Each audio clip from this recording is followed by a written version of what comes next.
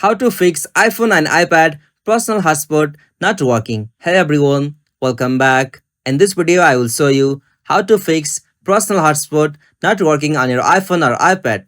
So let's get started. First, you'll have to check your carrier plan. Make sure your cellular data or plan support the hotspot, like some plans restrict or need extra activation. On the second one, you'll have to turn the hotspot off and on. For that, go to settings. From settings, tap on personal hotspot. From here, you can, as usual, turn it off and turn it on. If it is not working, you'll have to restart your iPhone. For that, tap on the general over here.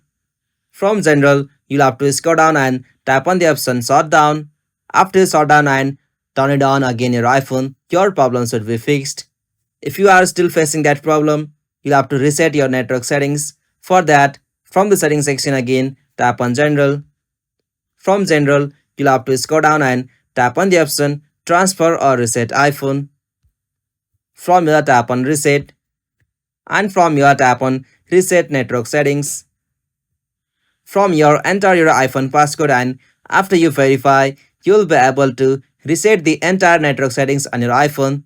And if it not working well, at last, make sure your iPhone is on latest iOS version.